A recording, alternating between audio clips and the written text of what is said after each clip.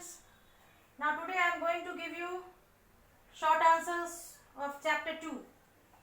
Okay. So your first question is, name 4 processes which are involved in the change of state of a substance. You have to write 4 processes which are involved in the change of state of a substance. Your answer is 4 processes which are involved in the change of state of a substance are melting, freezing, boiling and condensation. Okay. In the place of this you can write evaporation also and sublimation also. Okay, any 4 you have to write. Now question number 2. Why is burning of a fuel a chemical change? Why burning of a fuel is a chemical change? Burning of a fuel is a chemical change because when fuel burns, it usually combines with oxygen.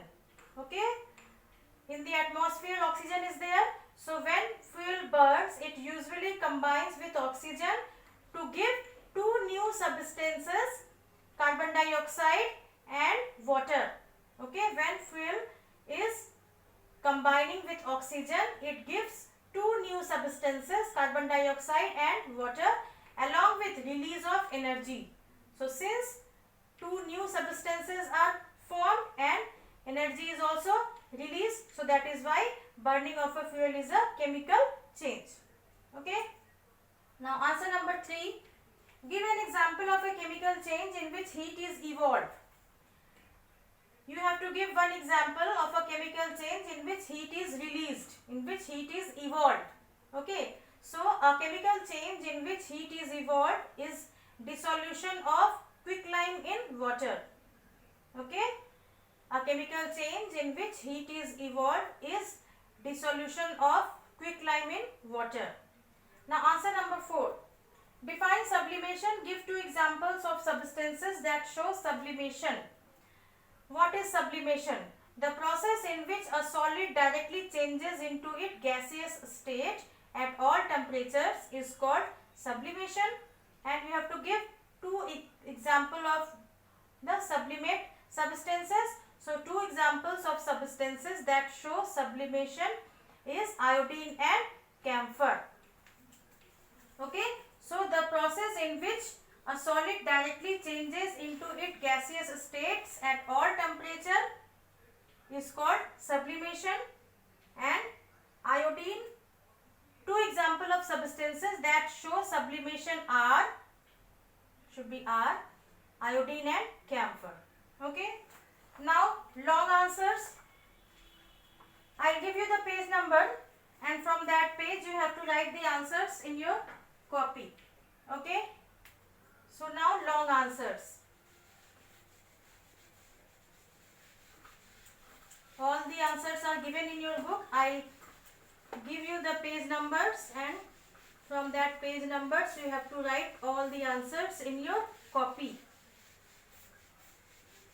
Okay, so your first question is, with the help of an activity, explain the type of change where energy is absorbed.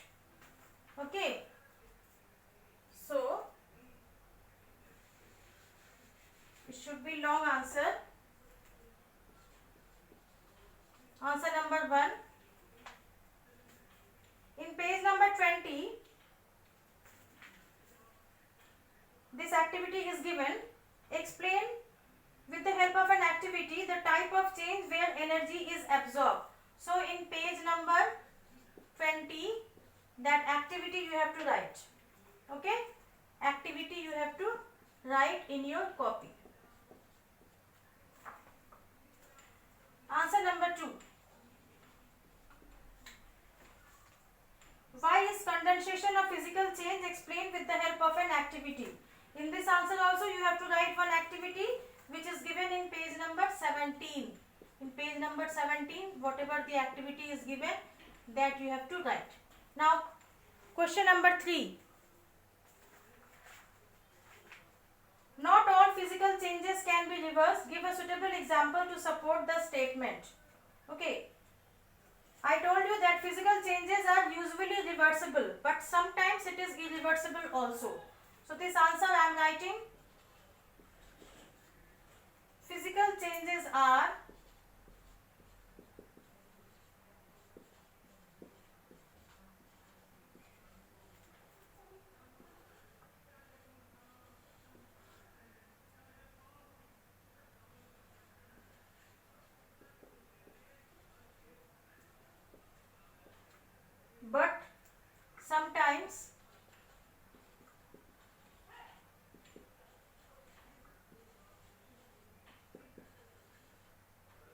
irreversible.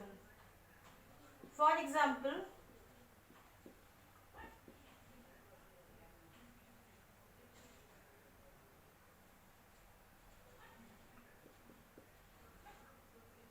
melting of ice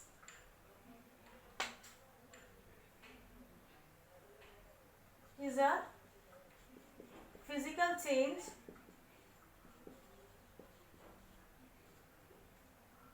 which is reversible.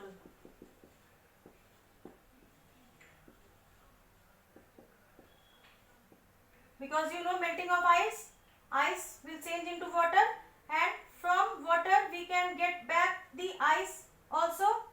Okay, so it is a reversible change. But however, cutting of vegetables,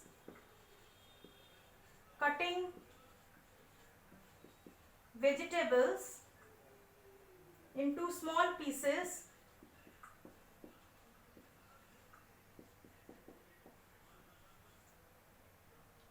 is a physical change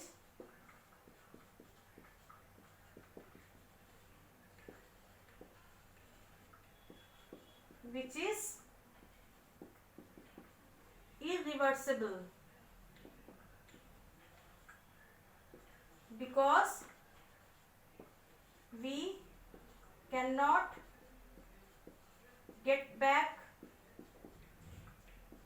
the original substance. Okay, cutting vegetables, if we cut the vegetables, okay, then it will change into small pieces, and from the pieces we cannot get back the whole vegetable again, so it is an irreversible change. Okay, now your challenge question, one challenge question is there. Your challenge question answer.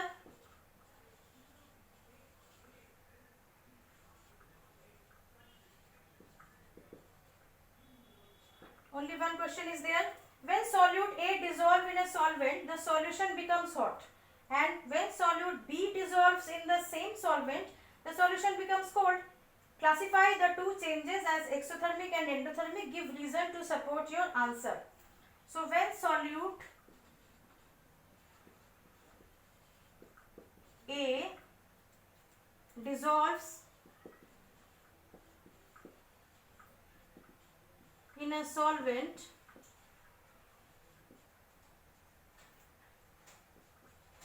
the solution becomes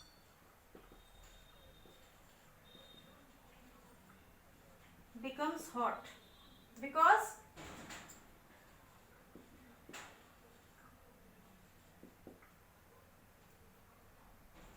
it releases large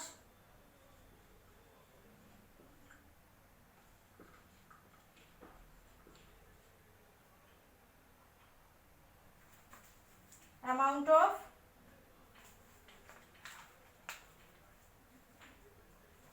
heat,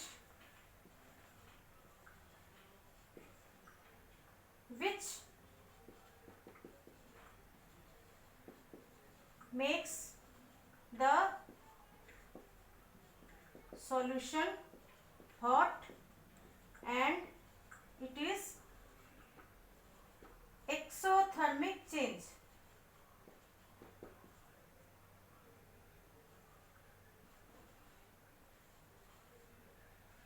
Whereas when solute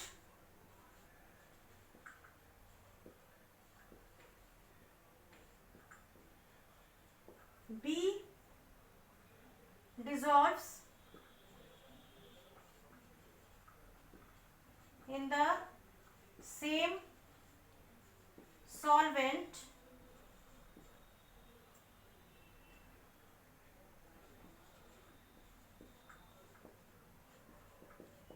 the solution becomes cold, because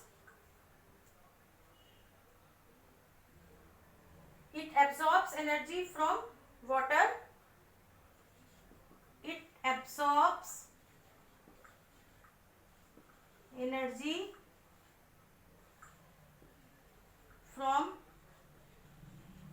water and makes it cool, and it is an endothermic change.